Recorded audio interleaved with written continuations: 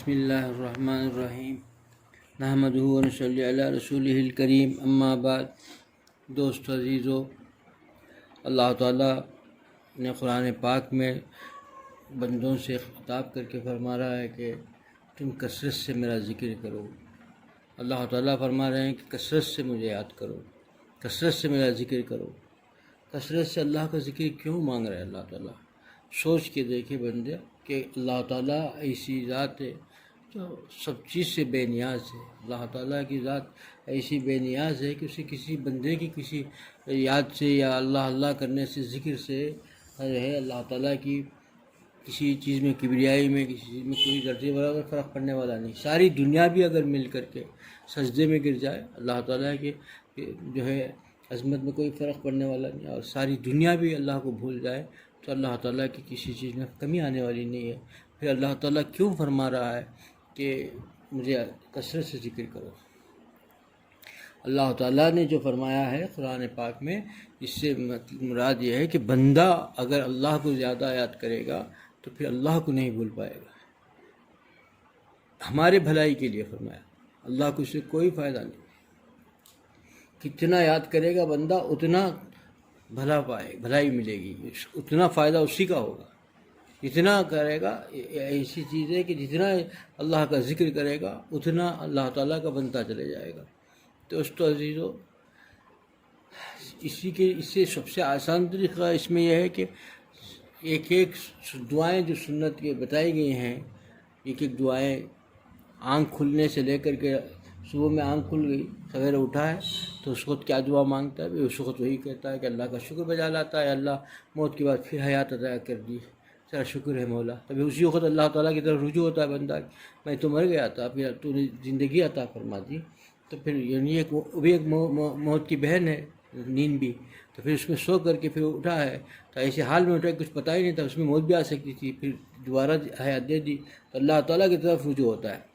اور ہر وقت اس کے بعد اٹھا، اس کے بعد اٹھ کر ضرورت خانہ جاتا ہے، داخل ہو اللہ کو یاد کرتا ہے، باہر واپس آتا ہے اللہ کو یاد کرتا ہے، نماز کو چلتا ہے مسجد کے لیے اللہ کو یاد کرتا ہے۔ ذکر کیوں بتایا گیا؟ قدم قدم پر ذکر بتایا گیا کہ بندہ اللہ کو یاد کرے گا، اللہ تعالیٰ سے مدد مانگتا رہے گا تو اللہ تعالیٰ کا بندہ چل جائے گا۔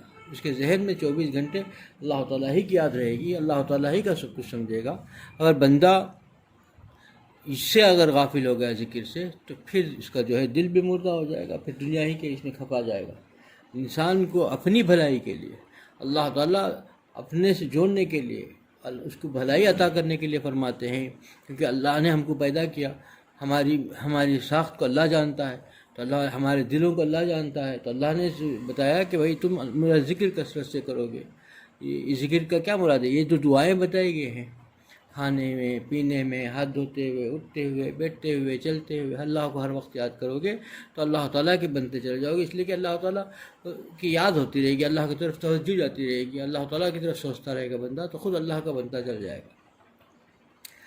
اب دیکھیے کہ انسان کتنا ناشکرا ہے۔ اللہ تعالیٰ قرآن پاک میں فرماتے ہیں کہ جانور کا ذکر کر کے بھی فرماتے ہیں کہ ایک جانور جس کو انسان پالا، پرورش کی، اس کا اتنا احسان مند ہو جاتا ہے، اتنا احسان مند ہو جاتا ہے کہ جب وہ لے کے جاتا ہے، جا کر کے کاٹنے کے لیے لے جاتا ہے، اور جا کر کے دیکھتا ہے وہاں پر کٹے ہوئے اس کے سامنے، اس کے کٹے ہوئے پڑے ہوئے، سر الگ ہے، پیر الگ ہے، سب آٹا کے ٹکڑے پڑے ہوئے ہیں، یہ دیکھنے کے باوجود بھی وہ اپنے مالک کا اتنا احسان مند ہو جاتا ہے، اتنا احسان مند ہو جاتا ہے کہ اطمینان سے کھڑا رہتا ہے، گھبراتا نہیں، مالک پر زیادہ جو انہیں اچھلنے کودنے نہیں لگتا، مالک پر ہی نہیں کرتا، کیونکہ جس جانور کا تذکرہ کر کے اللہ فرماتا ہے کہ وہ تو احسان مند ہے، وہ جانور ہے۔ اللہ تعالیٰ آگے فرماتے ہیں کہ وہ تو جانور ہے، جانور ہو کر کے اپنے مالک کا احسان مند ہے، تو تم انسان ہو کر کے اپنے خدا کا احسان فراموش ہو گئے۔ کتنے اچھے انداز فرماتے ہیں، تو وہ تو ایک جانور ہے کر کے چند دن کھلا دیا، تم نے کیا کھلا دیا اس کو، چند دن اس کو کیا پانی پلا دیا، چند دن اس کو کیا کھلا دیا، تم اس کو کاٹنے کے لیے لے بھی جا رہے ہو تو بڑے اطمینان کے ساتھ آنکھوں کے سامنے دیکھتا بھی ہے کہ اس کا کٹا ہوا ہے، پھر بھی وہ اطمینان سے ہے، کیونکہ وہ احسان مند ہے، اس کا احسان اپنے مالک کا اتنا احسان رکھا ہے کہ وہ جیسے کرے، اگر مجھے ذبح کر دینے میں میرے مالک چاہتا ہے تو کوئی بات نہیں، مجھے اسے بھی تیار ہوں۔ اور اللہ کا بن کر کوئی جانور ہو کر کے مالک کا احسان رکھتا ہے، اور تم انسان ہو کر کے خدا کے احسان فراموش اور رب کی، اللہ تعالیٰ قرآن میں یہی فرماتے ہیں رب کو تم نے بھول گئے۔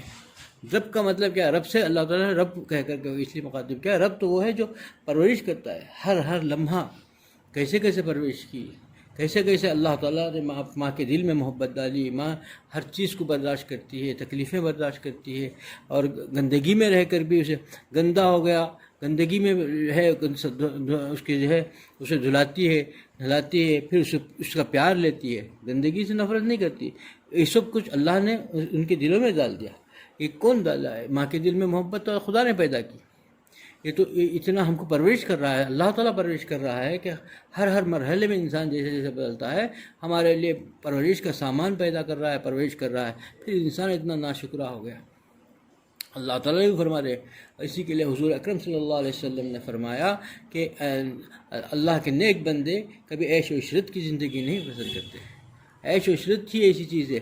دشمنان اسلام نے سوچا کہ مسلمانوں کی زندگی کو اتنا بلند کر دو، اتنا بلند کر دو، ان کا رہنا، کھانا پینا، فیشن، لباس، کہ ان کو اتنا بلند کر دو کہ دوسرے کام کے لیے فرصت ہی نہیں، کہ کسی کام کے لیے فرصت نہ ملے۔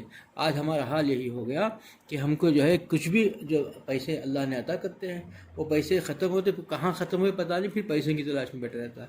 مہینہ ختم ہونے سے پہلے پیسے ختم ہو گئے، کتنے پیسے آ جائے پیسے چلے جاتے، اس لیے کہ ہمارا زندگی کا معیار ہم نے بلند کر دیا۔ جتنے اللہ کے نیک بندے تھے ان کا معیار وہ نہیں تھا، جتنا ضرورت ہے اتنا استعمال کرتے تھے، باقی کا جتنا ضروری ہے انسان اپنے جینے کے لیے جتنا ضروری ہے اتنا استعمال کرتے تھے، سکون اور راحت کی زندگی پاتے تھے۔ ہم نے اتنا بلند کر لیا، ہمارا دماغ ایسا ہو گیا کہ اغیار کو دیکھ کر، دشمنان قوم کو، دشمنان اسلام کو دیکھ کر کے ہم اپنا معیار اتنا بلند کر دیا کہ ہم چاہتے ہیں کہ ایسا رہے، ہمارا گھر ایسا رہے، ہمارا لباس ایسا رہے، ہماری چیزیں ایسی رہے۔ جب دیکھتے ہیں کہ ہمارے سے اونچا کوئی آدمی نظر آ گیا، ہمارے سے عالیشان نئی کار، ایک کار میں جا کے اترا، کوئی اور نئی کار میں دیکھا تو اس پر جان آ گئے، خواہش آ گئی، یعنی اسی پیچیدگی میں گزر رہا ہے۔ ایک گھر ہے، دوسرا گھر کرنے کی خواہش ہو رہی ہے، ایک فیکٹری ہے، 2 فیکٹری ہے، پھر مزید فیکٹریوں کی خواہش ہو گئی۔ جتنے لوگ اللہ تعالیٰ کو بھول بیٹھے اور جتنے لوگ آج جو یہ کر رہے ہیں، پیسوں کی دل میں محبت ہے، وہ کیا بھوکے پیاسے ہیں؟ نہیں، اللہ نے ان کو گھر بھی دیا ہے، مکان بھی دیا ہے، فیکٹری بھی دیا ہے، پھر اتنا حرام حلال کی تمیز کے بغیر کیوں جا رہے ہیں؟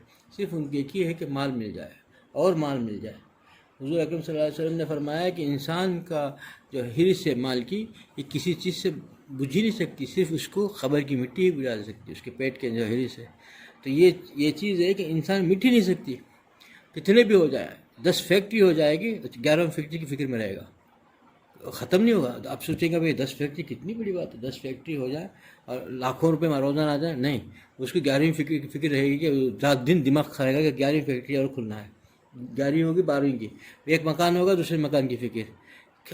یہ انسان کے اندر جو ہے یہ معیار زندگی کو بڑھا جائے، انسان کے لیے زیبا نہیں ہے، انسان یہ مسافر ہے، انسان صرف اتنا ضروری جتنا ضروری ہے وہ اس پر استعمال کرے گا۔ اسی کے لیے فرمایا گیا تم ہر وقت اللہ تعالیٰ کی یاد میں رہو گے تو ان چیزوں میں نہیں پڑو گے، کیونکہ ہر انسان اللہ تعالیٰ سے دل لگ جائے گا تو پھر ان چیزوں میں نہیں پڑے گا، ان چیزوں کی خواہشات نہیں پیدا ہوں گی، ہمارے دل مردہ ہو گئے، ہم حلال حرام کی تمیز نہیں رہی، تو ہمارے حرام کھاتے ہوئے، حرام چیزیں ہمارے پیٹ میں جاتے ہوئے دل میں مردانگی چھا گئی، مردہ ہو گیا دل، ہمارا دل پتھر بن گیا۔ تو پتھر ہونے کے بعد کیا اثر کرے گا؟ ان چیزوں کا اثر ہی نہیں، ان ہدایتوں کا اثر نہیں، ان نصیحتوں کا اثر نہیں، کسی چیز کا نہیں۔ قرآن نے کیا کیا نصیحت کر رہے ہیں، کسی چیز کا اثر ہی نہیں لیتا انسان۔ کیوں لینا نہیں؟ کہ اس کے پیٹ کے اندر حرام جا کر کے دل پتھر ہو گیا، پتھر دل میں کیا اثر کرے گا؟ کچھ اثر ہی نہیں ہوگا، کچھ بھی اثر نہیں ہو رہا ہے، یہ اپنی منمانی زندگی گزار رہا ہے، عیش و عشرت کی زندگی چاہتا ہے۔ عیش و عشرت کیسے ملے گی؟ مل ہی نہیں سکتی، جتنا مقدر میں ہے اس سے 1 روپیہ 1 پائی بڑھ کر نہیں مل سکتی، مقدر میں جتنا ہے اتنا ہی ملے گا۔ اس سے راضی رہا تو خوش رہے گا، عافیت سے زندگی گزارے گا، اور اس سے راضی نہیں رہا تو اللہ تعالیٰ فرماتے ہیں کہ کتے کی طرح حرص مسلط کر دوں گا، اور در کی ٹھوکر کھا کے بھی اتنا ہی ملے گا، اس سے بڑھ کر نہیں ملے گا، اتنا ہی ملے گا جتنا تیرے مقدر میں ہے۔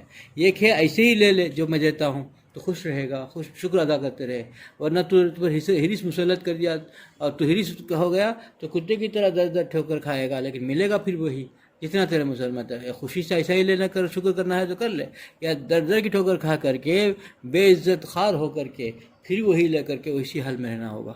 دوست عزیزو، ہم کو یہ نصیحتیں ایسی نہیں ہیں، وہ ایسی نصیحتیں ہیں دونوں جہاں کا مالک، ہمارا پیدا کرنے والے نے نصیحت کی ہے، یہ بدل نہیں سکتے۔ سورج نکلنے کے بعد روشنی ہونا اتنا یقینی نہیں ہے، سورج نکل گیا لیکن روشنی آئیں گی یقینی نہیں، اس سے زیادہ یقینی ان باتوں پر ہے کہ جو اللہ نے فرما دیا ہے، یہ ہو کر رہے گا۔ اللہ تعالیٰ کیسے کیسے باتیں بولے گی، نیکی کرو گے تم کو رزق میں برکت دوں گا، اس سے زیادہ یقینی بات ہے۔ رات ہونے کے بعد رات آنا ضروری یقینی نہیں ہے، مغرب ہو گئی سورج غروب ہو گیا اب اندھیرا ہو جائے گا، کوئی یقینی نہیں۔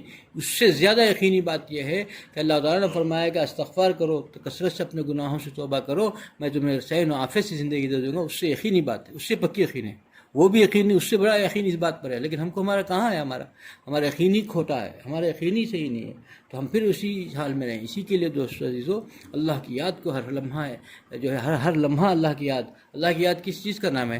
جو دعائیں سکھائی گئی ہیں، اٹھتے بیٹھتے چلتے پھرتے بس اللہ تعالیٰ سے سیدھا چلتے رہیں، سبحان اللہ پڑھتے رہیں، سبحان اللہ سبحان اللہ سبحان اللہ، اور جب اوپر چڑھیں تو وہ پڑھیں گے سبحان اللہ، اور نیچے درمیان سیدھا چلیں گے الحمدللہ، نیچے اتریں گے اللہ اکبر۔ سبحان اللہ الحمدللہ اللہ اکبر کی ذکر جو ہے، اللہ تعالیٰ کو یاد کرتا رہے گا بندہ کسی بھی طریقے سے، استغفار کی کثرت اور جو دعائیں بتائیں گی اس کے کثرت سے پڑے گا، تو یہ چیزیں جو ہے انسان کو اللہ سے اللہ تعالیٰ کی طرف قریب کرے گی، اور اللہ تعالیٰ کے نافرمانی سے بچائے گا، اور ان چیزوں سے، دنیا کے جمیلوں سے، اور جو چیزیں نہیں ہیں اس کے مقدر میں اس کے پیچھے پڑنے سے بچ جائے گا۔